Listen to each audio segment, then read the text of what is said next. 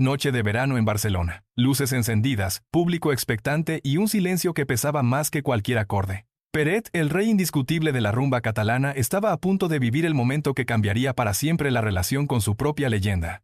En cuestión de minutos, un comentario que parecía inofensivo se transformaría en un incendio mediático capaz de amenazar décadas de respeto, tradición y orgullo gitano. Nadie en aquella sala imaginaba que el hombre que había puesto a bailar a medio mundo terminaría enfrentándose a uno de los cuestionamientos más duros de su carrera. La prensa buscaba un titular. Los viejos enemigos esperaban su caída, y el público, ese público que siempre lo había querido, de pronto se quedó dividido ante una frase que sonó como una afrenta, una traición, o, para algunos, la verdad que nadie quería escuchar. ¿Cómo podía un artista convertido en símbolo cultural provocar semejante terremoto con tan solo una declaración? ¿Era un malentendido o el reflejo de una tensión silenciosa que llevaba años acumulándose?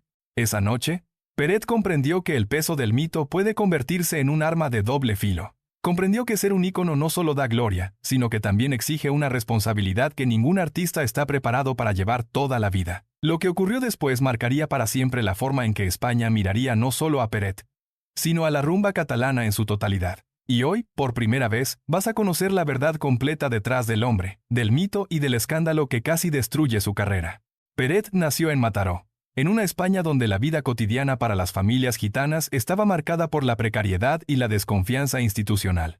Su infancia se desarrolló entre calles estrechas, patios llenos de música y conversaciones donde la historia oral pesaba más que cualquier libro. En aquel pequeño universo familiar, cada gesto tenía un significado y cada sonido era una invitación a recordar quiénes eran. Peret creció escuchando palmas, guitarras y voces que parecían contar la memoria completa de un pueblo acostumbrado a sobrevivir incluso cuando nadie le tendía la mano. Su familia no era rica ni pretendía serlo. Vivían del trabajo diario, del ingenio y de una dignidad que se transmitía de generación en generación. En casa, la música no era un lujo, sino una forma de respirar. Los mayores cantaban mientras arreglaban ropa, preparaban comida o contaban historias.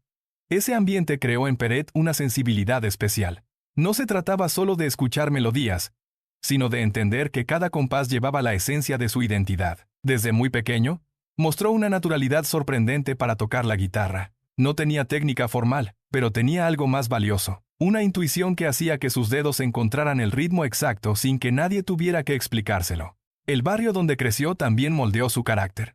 Era un lugar donde las puertas siempre quedaban entreabiertas, donde los vecinos se conocían por su nombre, y donde las fiestas espontáneas podían aparecer en cualquier esquina. Barcelona vivía un proceso de cambio lento, condicionado por la sombra del franquismo, y en ese escenario convulso, las comunidades gitanas mantenían vivas sus tradiciones mientras trataban de encajar en una sociedad que muchas veces las miraba con prejuicio. Peret aprendió a moverse entre esos dos mundos, lo que más tarde le permitiría conectar con público de todas las procedencias. Desde muy joven se dio cuenta de que la música podía ofrecerle algo que ninguna otra actividad podía darle, la sensación de libertad. Mientras muchos de sus amigos asumían trabajos pesados y monótonos, él buscaba cualquier oportunidad para tocar. Actuaba en celebraciones, en bares pequeños o en reuniones familiares. Cada presentación era una escuela y cada error una lección. Poco a poco fue desarrollando un estilo que no se parecía a nada que se escuchara entonces. Mezclaba tradición gitana, ritmos caribeños, melodías populares y una forma de tocar que parecía llevar dentro un latido propio. A medida que avanzaba la adolescencia, la música se convirtió en su refugio ante las contradicciones de la época. España estaba marcada por la censura y el control, pero en los espacios privados, la creatividad encontraba maneras de escapar. Peret observaba, escuchaba, absorbía. No se conformaba con repetir lo que había aprendido de niño. Quería crear algo nuevo que pudiera representar tanto a su comunidad como a la España que estaba empezando a despertar culturalmente. Fue precisamente en aquellos años cuando descubrió el elemento que cambiaría su vida. Ese sonido entre rasgueo y golpe percusivo que más tarde se conocería como el ventilador, una técnica que se convertiría en su sello personal y en una revolución dentro de la rumba. Aunque su familia lo apoyaba, también existía el temor de que la música no le diera estabilidad. Era común que los mayores le recordaran que un artista vive entre la gloria y la miseria. Aún así, él siguió adelante con una determinación silenciosa. Sentía que tenía algo que decir y que la música era el único idioma capaz de expresar su identidad sin filtros ni barreras. Con esa seguridad, empezó a llamar la atención de músicos, productores y curiosos que veían en aquel joven un talento que podía trascender. Al comenzar su vida adulta, Peret llevaba en sus manos la suma de todo lo vivido hasta ese momento. La historia familiar, la herencia gitana, la Barcelona popular, la España en transición y una visión artística clara. Cada paso que dio lo acercó más a convertirse en un referente cultural, pero también lo puso en el camino de presiones, expectativas y conflictos que más tarde marcarían los momentos más turbulentos de su carrera. Su origen fue su fuerza, aunque también sería la raíz de los enfrentamientos que aún estaban por llegar. Cuando Peret dio sus primeros pasos en los escenarios profesionales, España atravesaba una época donde la música ligera dominaba emisoras y salas de baile. Entre copla, boleros y baladas románticas, su propuesta parecía demasiado atrevida, demasiado distinta para encajar en el molde que el público estaba acostumbrado a consumir. Sin embargo, esa diferencia fue precisamente lo que lo catapultó. Desde sus primeras actuaciones, quedó claro que no era un intérprete más, sino la manifestación de una energía nueva que España no sabía que necesitaba. Su estilo, mezcla de tradición gitana, alegría callejera y pulsos caribeños, empezó a llamar la atención de músicos experimentados que reconocieron en él un fenómeno único. Con cada presentación, el rumor crecía. Aquel joven con una guitarra y un ritmo contagioso lograba que incluso los más serios terminaran marcando el compás con los pies. Las discográficas, siempre atentas al movimiento del público, entendieron que había algo especial en él y comenzaron a acercarse. Peret, con su naturalidad habitual, no se dejó impresionar fácilmente. Sabía que un contrato podía llevarlo lejos, pero también podía obligarlo a renunciar a la esencia que lo había hecho diferente desde niño. Su primer gran éxito llegó sin avisar. Una canción sencilla, escrita sin pretensiones, capturó de inmediato la atención nacional. De pronto sonaba en radio casi a diario, y su nombre empezó a aparecer en revistas, programas de televisión y carteles en los que su figura aparecía como símbolo de un ritmo que estaba naciendo y necesitando un rostro. La rumba catalana salió de los barrios donde había crecido durante décadas y entró de lleno en los salones elegantes y en las fiestas populares. Peret no solo triunfaba, sino que acercaba al público una cultura que había sido invisible para muchos. La fama trajo consigo nuevas oportunidades. Actuaciones en festivales, giras por España, invitaciones a programas televisivos donde su energía conquistaba incluso a quienes jamás habían escuchado rumba. Su sonrisa, su forma de mover las manos sobre las cuerdas y su manera de contar anécdotas lo convirtieron en un personaje cercano. La gente lo veía como alguien auténtico. Alguien que no necesitaba disfrazarse para brillar. En un país marcado por décadas de rigidez cultural, esa autenticidad fue un soplo de aire fresco. Con el éxito llegaron también los retos. Productores y managers querían moldear su estilo para hacerlo más comercial. Algunos le sugerían abandonar ciertos elementos tradicionales que consideraban demasiado de barrio. Otros querían que imitara sonidos extranjeros que estaban de moda. Peret escuchaba, pero mantenía una idea firme. La rumba no era un producto que pudiera adaptarse sin perder su identidad. Era una forma de vida. Esa postura, respetada por muchos y criticada por otros, dio forma a un personaje capaz de defender su visión incluso en los momentos de mayor presión. La cima de su ascenso se consolidó cuando representó a España en un escenario internacional. Fue un momento histórico.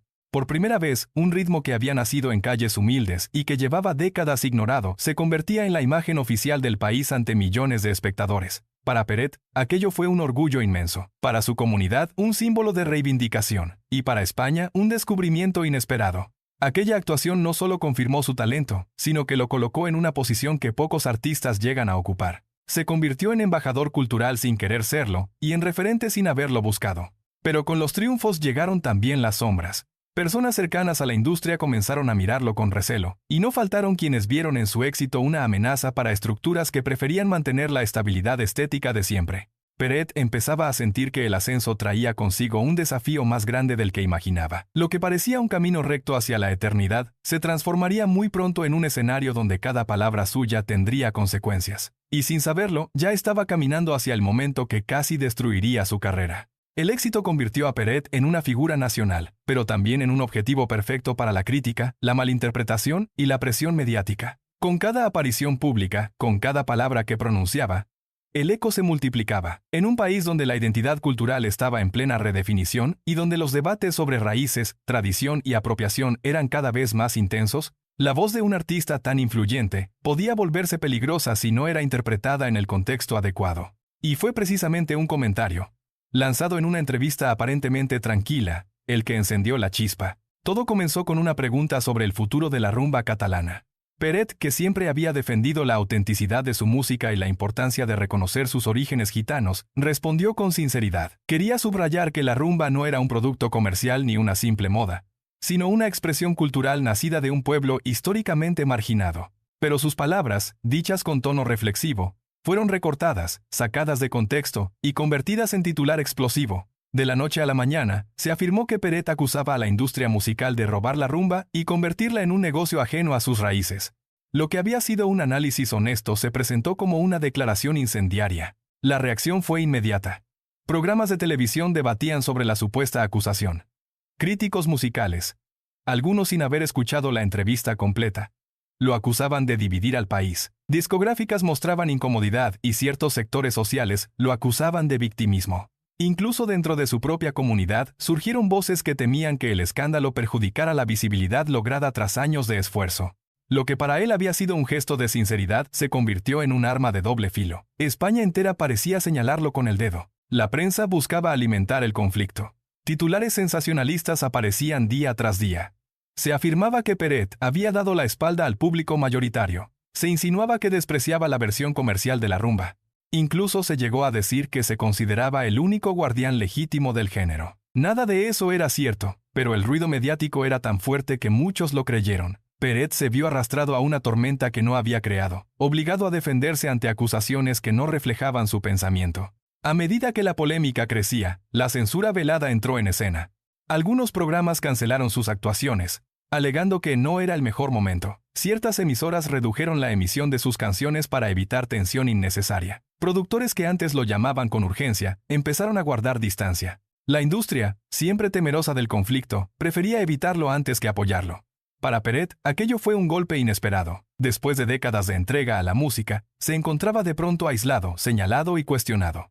La crisis no solo afectó su carrera, sino también su vida personal. Se vio obligado a leer mentiras sobre su persona, a escuchar opiniones de gente que apenas conocía su obra. Sus hijos y familiares observaban con impotencia cómo la figura que siempre había representado alegría se sumergía en un clima de tristeza y cansancio. Amigos cercanos cuentan que aquella fue una de las pocas etapas en las que se vio a Peret realmente abatido. No entendía cómo unas palabras mal interpretadas podían borrar años de respeto y admiración. En medio del escándalo, hubo quienes intentaron aprovechar la situación para cuestionar su papel en la historia de la rumba. Se publicaron artículos insinuando que su importancia había sido exagerada. Otros trataban de atribuir su éxito a la moda del momento. Incluso algunos músicos emergentes lo usaron como ejemplo de lo que, según ellos, la música debía evitar. Todo parecía indicar que Peret estaba siendo empujado silenciosamente hacia una esquina, como si su tiempo hubiera pasado.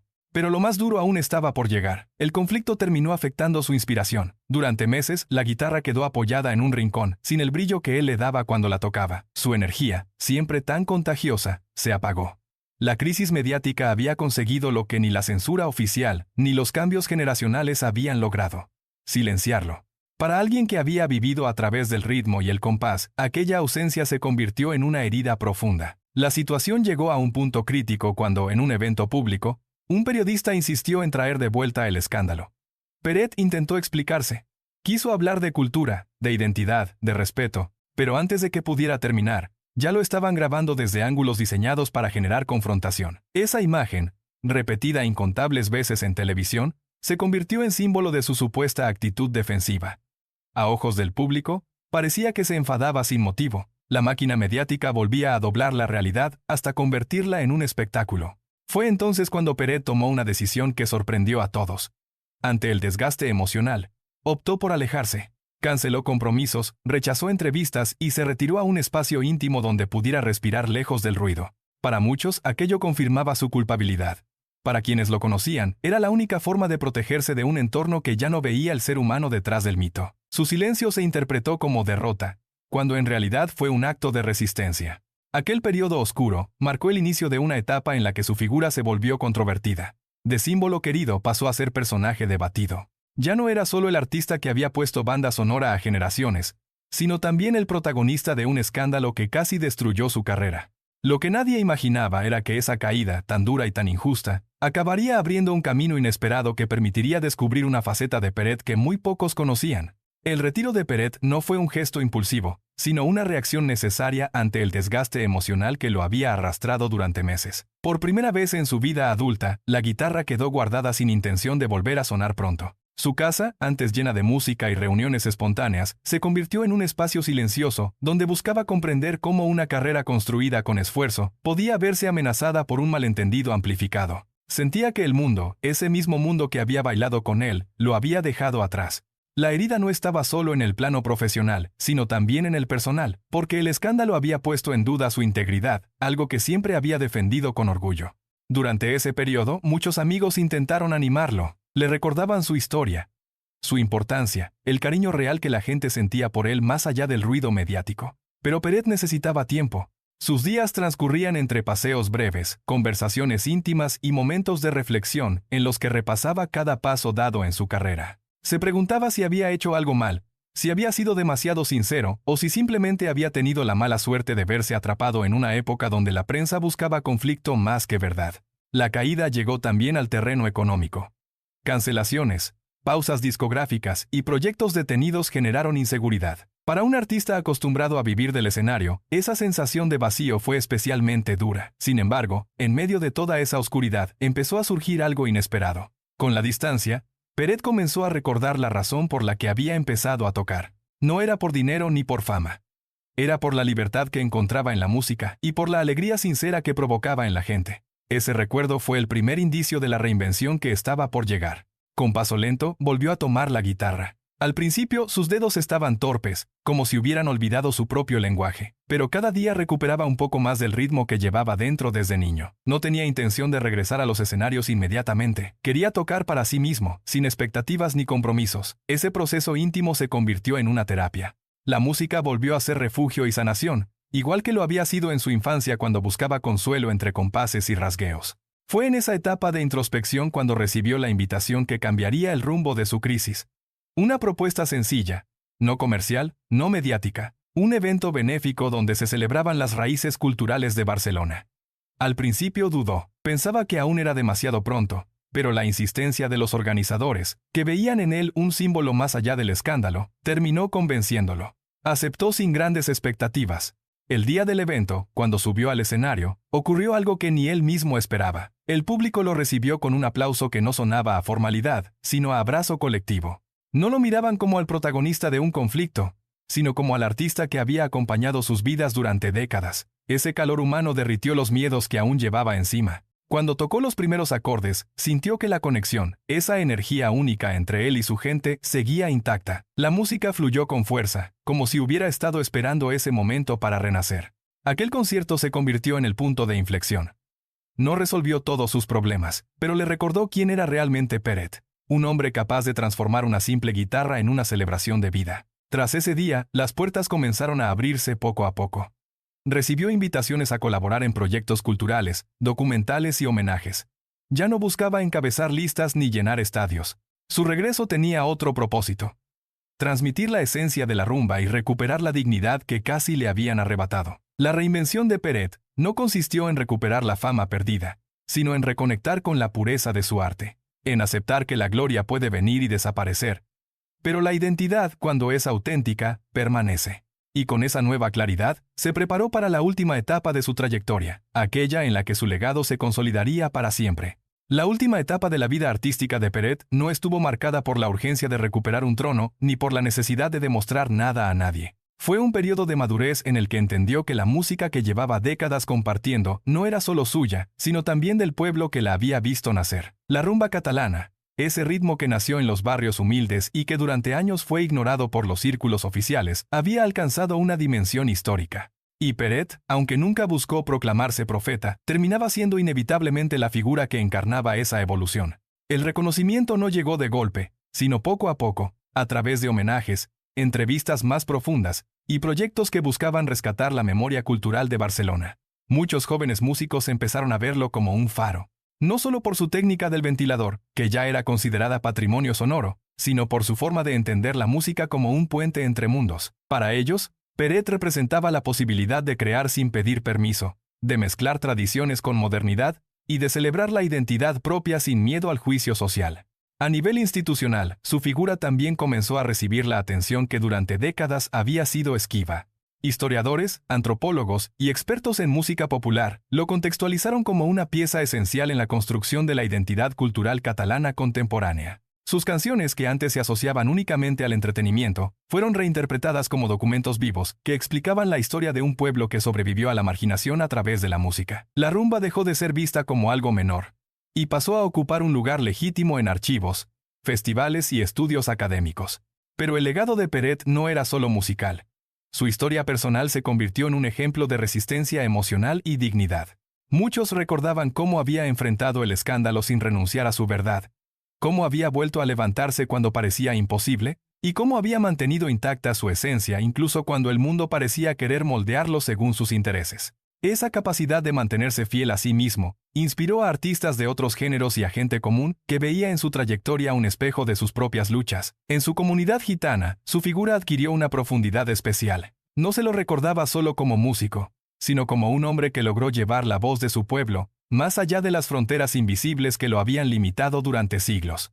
Para muchos, Peret simbolizaba la reconciliación entre tradición y modernidad, una prueba de que la identidad gitana podía dialogar con el mundo sin perder autenticidad. En fiestas familiares, en celebraciones callejeras o en reuniones íntimas, su música seguía sonando como una afirmación de orgullo colectivo. Con el paso del tiempo, también se empezó a hablar de la dimensión emocional de su obra. Canciones que parecían alegres escondían historias de lucha, amor y resiliencia, que solo podían comprenderse plenamente desde una perspectiva madura. Esa doble lectura, esa mezcla de alegría y melancolía, convirtió su repertorio en un tesoro cultural que generaciones sucesivas disfrutaron y reinterpretaron. Para los más jóvenes, sus canciones eran sinónimo de fiesta y libertad.